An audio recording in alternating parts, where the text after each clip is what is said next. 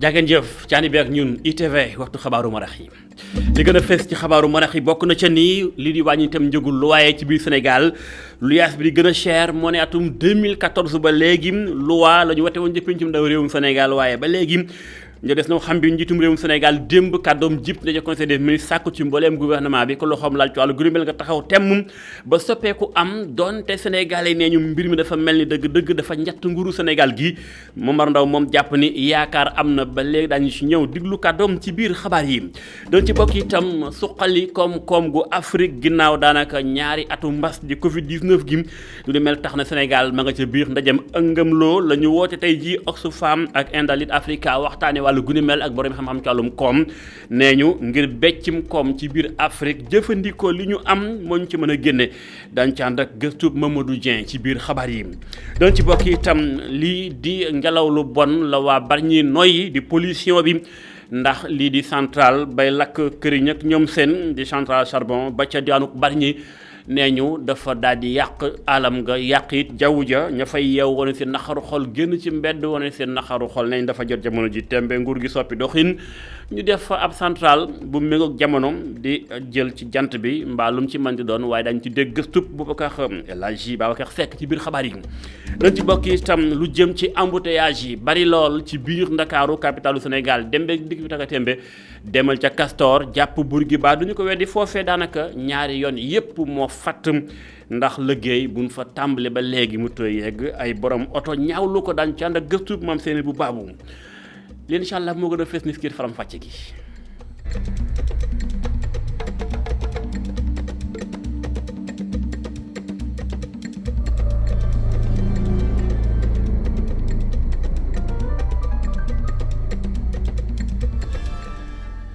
ñu gërëm leen nuyu leen ci ànd beeg ñun ITV faram-fàcce xabaaru marax yi ñu koy tàmbalee ci accident bu am ci autoroute à péage bi am na ca benn gendarme bu nekkoon ci ab moto dafa ñàkk bakkanam ab taxi moo ko laal fi saase la daal di génn àdduna mu sukkandikoo ci ña ko fekkoon di ay seedeem mbir yaa nga xewee ca fa dend ak poste péage bi nga xam si moo di Caaroy ci xàll wi jëm AIBD Ndakaaru lu ni mel kon mi ngi xew ginnaaw daanaka ñeenti waxtu la mbir yi xew dañu toppaat wàllu gu mel incha allah ca na mu gën a yaatoo xabaar yi wu ci benn mbir njëgum lu yaas ci réewum Sénégal yàgg am coow njëggu cher lool ay boromi kër boromi njaboot tonk tumuranke ñàkk ponk bu nu ngoy fu nu fat seen njaboot moo ko sookem donte nguur gi ci atum 2014 lañ indi ab loi pencum ndaw réew daal di koy wote ni kon dañoo bëgg ñu wàññi njëg yi waaye dafa mel ni daa gën a dolli xar mi karaw lu ci mën di xew njiitum réewum Sénégal président Macky Sall démb conseil des ministres yëkkati na kàddoom ci wàllu gu di mel sant nam mbooleem gouvernement bi ko loxoom laal ci wàllu goge nga farlu def kem kàttan ba ci bataaxal ngir ñu mën a soppi doxin lu ni mel moo tax Momar Ndao ni waaw dëgg la yàgg na waaye yaakaar bu mu yàkkeekum am na ko ba tey ni dana ma sa baax yi ndax am na pexe bu ñu ko jëlee faaw mbir mi soppeeku am na lu mu ca dénk Ousmane Gueye. waaw instruction yi président joxe am nañ ci yaakaar parce que tey jii boo ngeen dégloo dafa wax ministre des finances ak ministre du commerce te mbir mi yëpp ministre des finances moo ko yore ministre des finances ñoo yore mbirum location lépp lu jëm ci location donc su ko bëgg ministère du commerce bëggee lijjanti du sotti donc il faut ministère du commerce ministère des finances jàppale lijjanti ko ministère du commerce jàpp ci donc loolu moo tax ñun ñu am yaakaar beneen bi mooy fi mu ne nii nag action moo des comme président nee na yoon maa ngi nii dem leen léegi action moo des action mooy lan ministère des finances ci boppam am na sax bureau yoo xam ne ñoo doon lijjanti loi mais yooyu presque defatuñ seen liggéey loolu moo tax ñun ñu ne nañ créé loo xam ne organe boo xam ne suba mi di goon moom mooy lijjanti mbirum location yi te bu boobaa ñun proposé woon nañ bi ñu defee commission des loyers ba defar loi bi ñu wax ne dañ créé li ñuy wax observatoire du loyer et de l'immobilier nga xam ne suba mi di ngoon ñoom loolu la ñuy lijjanti ndax tey jii boo xoolee ñun rek ñooy toppatoo loolu ñun ASCOSEN mooy nga am jafe-jafe ak sa bailleur nga ñëw ci ñun ñu accompagner la ba tribunal pour défendre la donc actuellement ñu ngi taxaw taxawaay bu tem jël matuwaay yëpp pour que loolu nga xamante mooy kuréel googu ñu taxawal. Momar Ndao jokkoom ak Ousmane Gueye leneen ci xibaar ci wàllum koom jàppale ni Afrique mbas mi laal na ko ndax Covid bi dafa doon crise sanitaire mondiale bu jur crise économique mondiale comme bi na sax ci àdduna bi yëpp Sénégal mucc ca moo tax ëngam loo gi fi leen ko wootee waxtaan la wow ay kuréel ñoo ko seq ànd ak borom xam-xam ci wàllum koom waaye ku ci ne la nga becc ci xam-xam mooy buñ bëggee luppanti koom-koomu Afrique rawatina bu Sénégal nañ jëfandikoo lu ñu am li fiy meññee gàncax gi fi mbelle itam bu ñu ko jëfandikoo soppi ko moo mën a doon saxaar ñu xëcc sunum koom ndaje moomee Mamadou Dieng Fall ak Mafal Fall ñoo ko fekkee reportage. fexe ba suqali koom-koomi réewi Afrique loolu moo tax a jug bi leen ndaje waaye li nu mel ngir mu mën a antu ci contenu local bi lañu ko mën a jaaree muy xarañteef yi ñu am ci secteur privé bi. li jiitu mooy may ñëpp ñi nga xam ne am nañu intérêt si daal di ñëw liggéey ci secteur extractif ñu am capacité bi maanaam tey jii nii dañ ne bu ñu jëlee rapport ITIE bu 2019 bi presque 1000 milliards la ñu def ci wàllu secteur extractif maanaam en termes de contenu local mais si loolu maanaam presque mën nañ ne entreprise locale yi amuñ ci sax lu jege moitié bi. ay coppite yu yees am ci koom-koomu Afrique li ko waral di mbas mi di Covid-19 waaye gàllankoor yi mënoon nañ ko wàññi ci kaw ñu amaloon mobilisation recette fiscale ci Afrique soowu jant. li nga xam ne moom la ñuy jëriñoo ci wàllum exploitation pétrole ak gaz ak mine Sénégal ba léegi des na maanaam waroon nañoo gën a jëriñoo ci secteur boobu pour ñu jëriñoo ci secteur boobu nag ñun ñu jàpp ne bu mooyee lépp luy liggéey yi nga xam ne mu ñu ngi ko ciy am ñun jàpp nañ ne marché yi nga xam ne nii ñu ngi ko fay joxe suñu opérateur économique maanaam ñi nga xam ne nii dañuy yëngu ci wàllu woowu war nañoo mën a dem ñu gagné marché yooyu noonu suñ gagné marché yi dinañ ñu mën a permettre lépp luy population au niveau national ñoom itamit ñu mun cee jëriñu ndax dinañ jël foofu ay emploi dinañ investir ci dëkk bi. Oxfam gis ne dañu waroon gën a jox ay jumtukaay secteur privé bi naka noonu gën a jox gëdd contenu local la. pour ñu mën a dajale xaalis accompagner état pour que économie bi mën a relancer waat il faut que ñun ñu jàpp ci contenu local buñ ci jàppee dina mën a permettre Sénégal suqaleku waat dina mën a permettre secteur privé bi suqaleku dina mën a permettre population bi suqaleku. Oxfam ak ENDA Ligue francophone taxaw ngir def promotion contenu local ci bànqaas yi nga xam ne ci pétrole ak gaz la ñuy yëngu waxtaan yi ci forum bi ñu koy wéyal fii léegi ñetti fan. Mamadou Dieng ak Mafal Fall jàngeen jëf ñu xuus jëm Caaroy jàpp kon baax ñi googee jàpp li ni kon ña fay yeewoo li si naqaru xool ne ñu centrale ba fa nekk nga xam te ni daanaka daal day lakk courant di ko jox askan yi waaye na mu koy lakkee ak anam ba mu koy lakkee dafa mooy xool dafa romb jamono da koo weesu ñu nag dafa jot état Sénégal soppi doxali moom ak i partenaire am banque bi koy financé itam nan fexe ba def centrale boo xam te ni bi day mën na mi ngi jamono def li ñu duppee lii di énergie renouvelable maanaam lakk courant ci wàllum jaww jeeg wala ngelaw li loolu mooy seen xalaat moo tax ñu génn ci mbedd mi yëngu-yëngal ni la saxar sa di jolli di yàq alam nga ak di joxe ay feebar ëpp na moo tax ñu xuus ànd ci ak gëstu El Hadji Babacar Seck. njeexitalu centrale à charbon bu Bargny ci kéew gi ak koomu ñi di yëngatu ci wet gi ñu ngi koy yëg ba léegi jigéen yiy soppi produit yi jóge ci géej gi nekk ci Xelkom fësal leen seen ñàkk ànd ci centrale à charbon boobu. waaw gàllankoor yi dafa bari ndax actuellement gis ngeen ndox mi suñu gannaaw ku nekk xam na ne fii dañ fi doon liggéey at mu jot mais at yii yëpp mënuñu fi liggéey parce que ndox yi day bari te ndox yi bu ñëwee foofu lay taa te loolu lépp xam nañ ne ay effet changement climatique la suñuy kër yaa ngi ne la dafa dem ñun ñii dëkk si tam kanamu tefes gi suñu xaaju kër géej gi daf ko yóbbu te loolu lépp xam nañ ne effet changement climatique la donc loolu bu fekkente ne toog nañu saytu ko dañu war a xam ne fa muy jóge nañ teel a taxaw wax leen ne la bu dee installation bëgguñu ko bu dee it lu nga xamante ne ñoom seen loxaa ngi si tam nañ ko. bu nu sukkandikoo ci kuréel yi aar kéew gi Banque africaine de développement bi xamle woon ni dootul dugal ay koppar ci lépp lu jëm ci énergie yi ñuy defaree pétrole wala charbon ba léegi jëfewu ko ñu di ko ñaawlu. aussi ñu ngi koy dellu di ko ñaax di ko wax ne na arrêté financement énergie fossile yi waxatuñu charbon waxatuñu pétrole mais bépp énergie fossile boo xamante ne banque BAD moo ngi koy financé ñu ngi dellu di ko wax di ko exiger que mu retiré wu ci financement yooyu ndax financement yooyu moo jur coono yii yëpp. njiitu jigéen transformatrice yi di yëngatu ci Xelkom ñu ngi xam ne ni duñu teew ci COP26 ca Glasgow ci réew mi lañu toog jëmmal ko fii ngir ñu mën ci am ay saafara. dem naa en Allemagne fekki COP bi mais boo xoolee foofu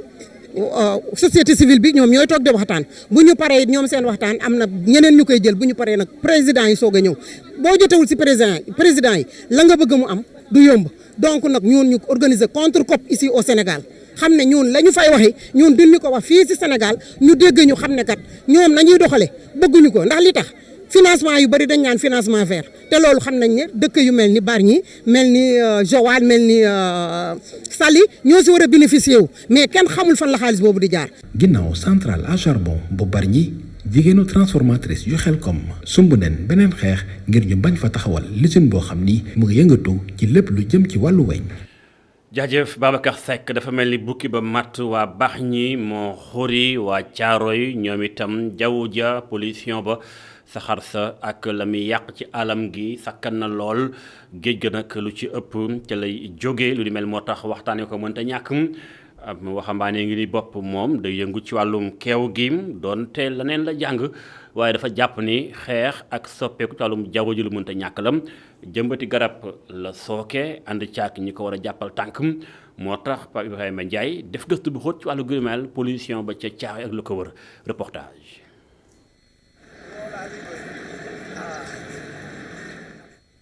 ku ne Caaroy nag sa xel dem ci raay bi géej gu fi ne ak xar kanam gi nga xam ne moom la àndal waaye atan gi nag ñu mën fee boole ki nga xam ne dafa fonk lépp lu jëm ci wàllum alam bi.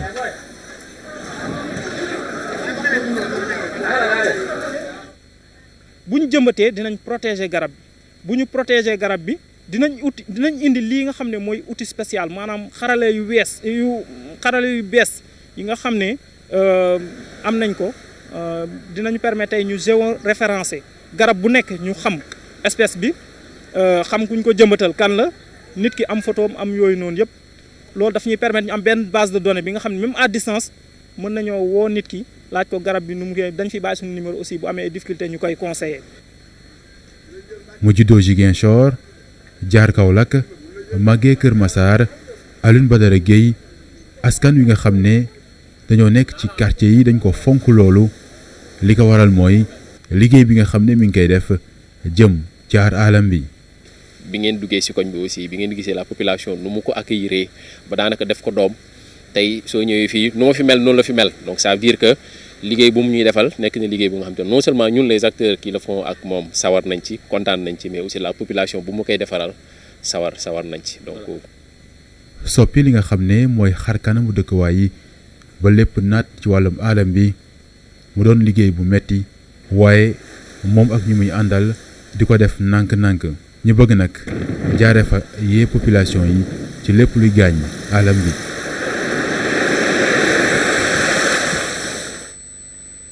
mais comme li ma waxee jëmbat bi buntu la pour nga mën a waxtaan ak nit yi parce que boo defee activité da ngay gis ni nit yi dañuy gën a ouvert maanaam dafa am éveil de la conscience bi ngay jëmbat ci ñoom ba nga xam ne boo ñëwee taxaw ñoom sax ñoo lay wax difficulté yi ngeen ciy jéem a trouver ay solution ndànk-ndànk ay nettoyage plage beeg ay yooyu noonu yëpp ci ngeen koy jéemee pour essayer de trouver des solutions. mu doon ndaw waaye jot a def liggéey bu am solo moo tax Alioune Badara Gueye ay organisation yu mag jot kaa ràññee ci liggéey bi nga xam ne def na ko mu doon ay ndam yoo xam ne daf ko fonk bu baax a baax waaye mu gis ne lépp solo mooy liggéey bi nga xam ne mu ngi koy def jëmale ko ci ndaw ñi ngir ñu gën a fonk lépp lu jëm ci wàllum garab ak luy aar alam bi.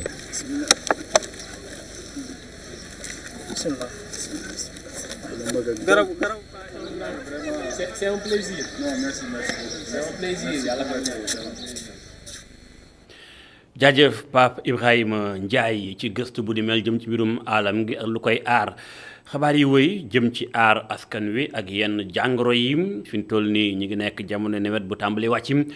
yemook lool sibbiru tàmbali am doole waaye am na beneen xeetu feebar bu ñuy wooyee dengue nuroog sibbiru lool lu di mel ñu ngi ko gis mu feeñ ci yenn goxe ci biir réew mi moo tax bànqaas bi nga xam moo di IRESSEF ak ña ko ŋànk lëkkaloog ministère bi dénk pajoog fegu tàmbali waxtaan ni ay waxtaan mënta ñàkk ak ay pexe ngir teel a dànk jojuleeg jàngoro bara mi gën a law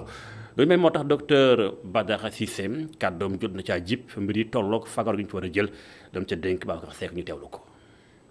ministère de la santé ñu ngi def lu ñu mun ministère de la santé ñu ngi def lu ñu mun fi ministère de la santé fi mu nekk maîtriser nañu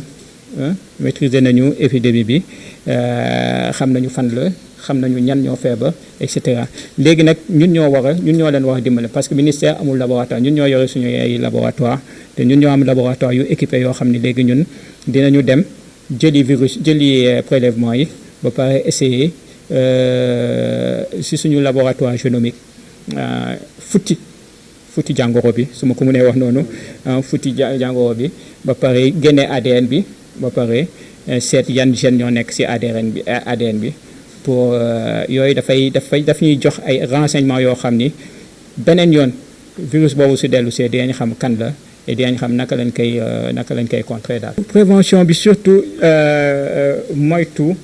xaw na métti mais lu gën a am solo mooy yooyu suñu demee parce que feebar la boo xam ni ci yooyu lay aw ci moustique yi lay aw. suñu kiiwee essayer def la pulvérisation ci fii mu nekk te soo gisee Ross Béthio pulvérisation boobu commencé na.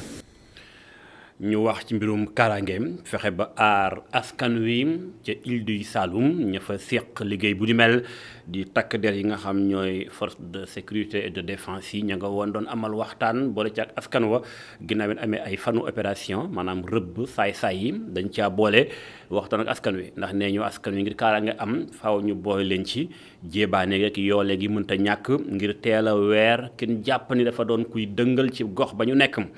dañ caa sax boole nag pàcc askan wa seet leen ci kenn du fay dërëm ñu xuus ànd ci ak correspondance Adama Sarr. opération de sécurisation bi nga xamee ne suñu force de défense ak sécurité yi tàmbali nañ ko ay fan a ngi ni île du Saloum yi ñett poñ moo ko tax a jóg. benn bi mooy ne ñu ñëw fii gis suñu population yi dalal seen xel jox seen kaaraange beneen bi mooy ne ñun force de défense sécurité yi ñooy liggéeyandoo. donc il faut que ñu yokk suñu aptitude maanaam lu ñuy liggéeyee xamante bu baax bu ñetteem objectif bi comme ni ma ko waxee mooy ne dañu ñëw ñun sommes au service population bi dañu nekk donc ñëwuñu rek yokk kaaraange bi mais am na loo xam ne peut-être am nañu ay capacités yoo xam ne ñun am nañ ko ci armée ji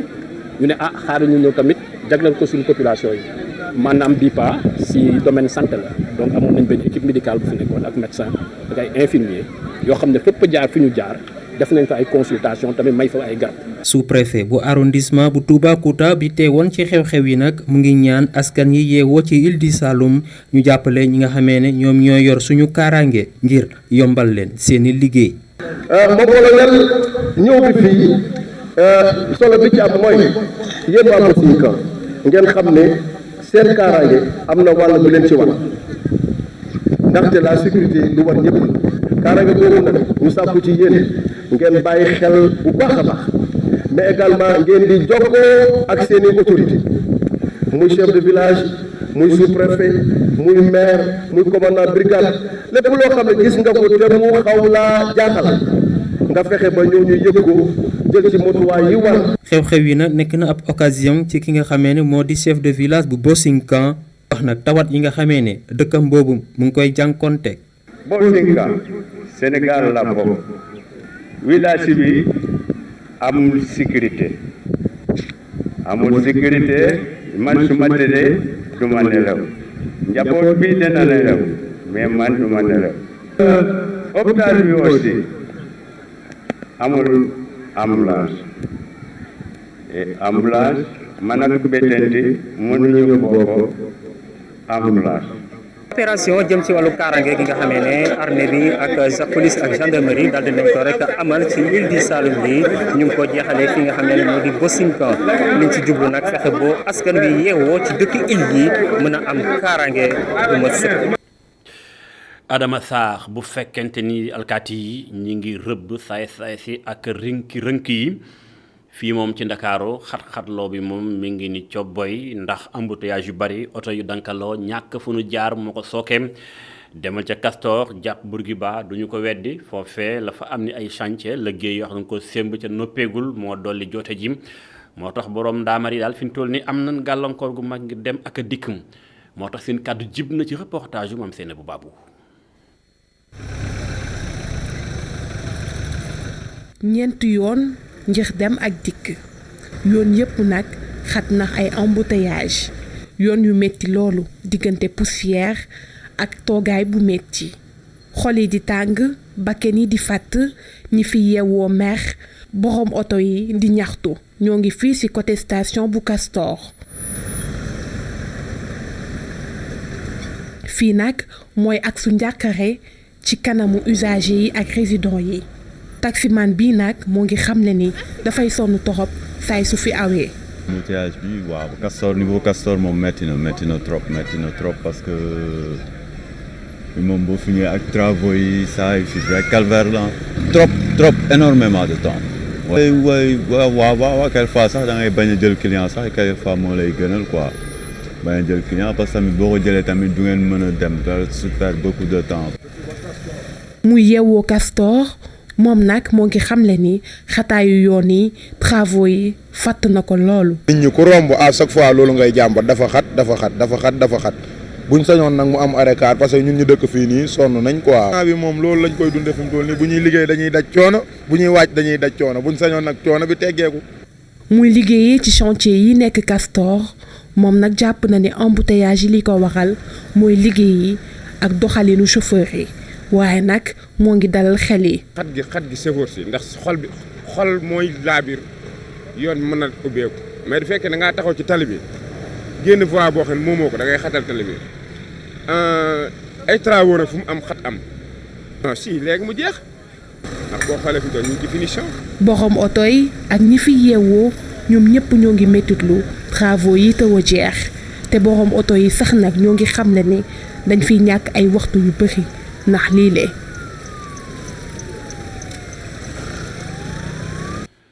maam Seynabou Babou ak Augustin Mbandang jàngeen jëf boobee fekk na embouteillage yi bari kii moom di bindkat di Mamadou Aïdara Diop dafa daal di fëgg mboorum Sonatel dugg ci kàggu yi becc ab bataaxal ab téere la beccim na mu ko duppee mooy Sonatel ak li mu ŋànk ci taarix ci yeesal li nga xam moo di xale yu yeesi ci Sénégal ak na muy doxe ci wàllum koom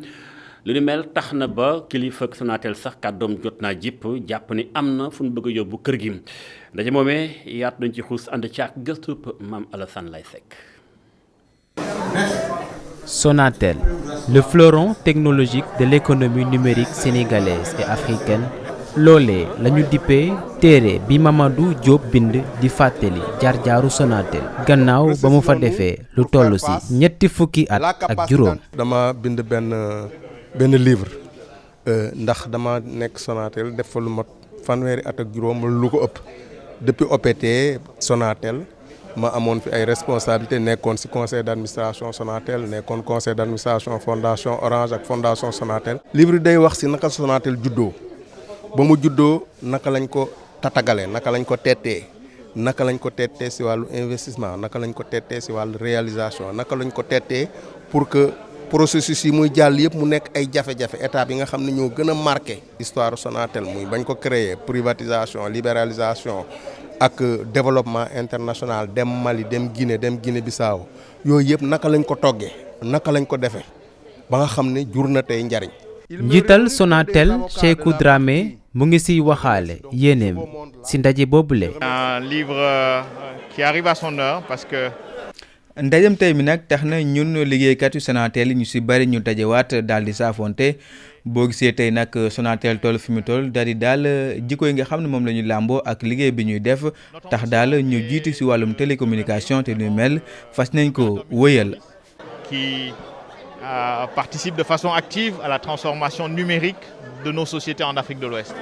téere bi dafay tax Sonatel gën yokk liggéeyam si réew mi ak biti réew. yitteem di gën di nekk ci soxla ay clientam.